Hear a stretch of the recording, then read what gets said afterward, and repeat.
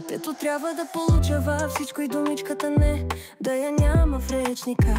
Може би да се замени с друг път, при въпроса кога, когато пораснеш голям. Или конкретно му задай задача, като когато се научиш да пускаш водата в тоалетната, или да си оправиш гардероба или стаята.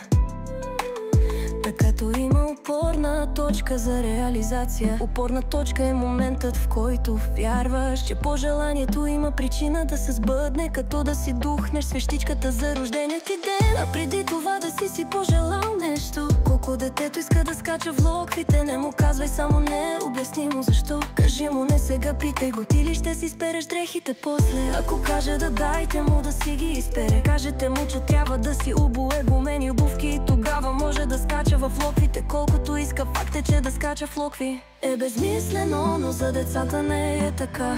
Помислете за това, скачайте с него.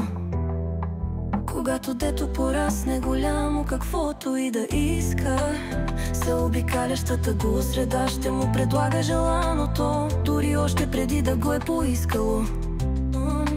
Просто да му се нагаждат нещата според очакванията.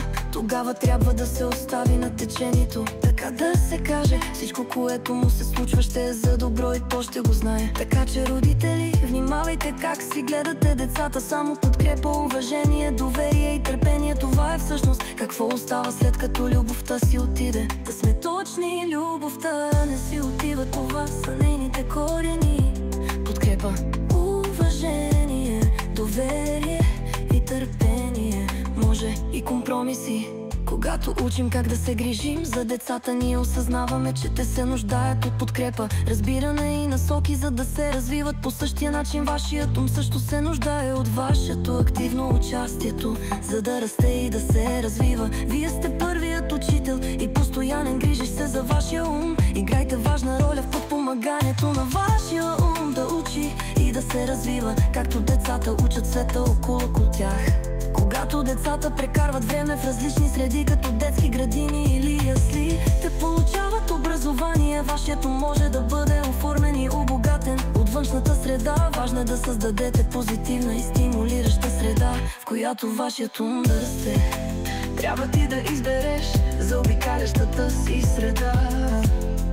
Осъзнаване и пробуждане, че ти си сам може да изграждаш себе си и да изградиш или изолираш от нещата, които ти влияят върху бъдеща и успешен живот. Когато някой каже, че си тъп или грозен, ти можеш да приемеш думата за себе си или да не я взимаш. Например, изглеждаш като бизнес дама, а ти да отговориш: благодаря, аз ще взема това с мен.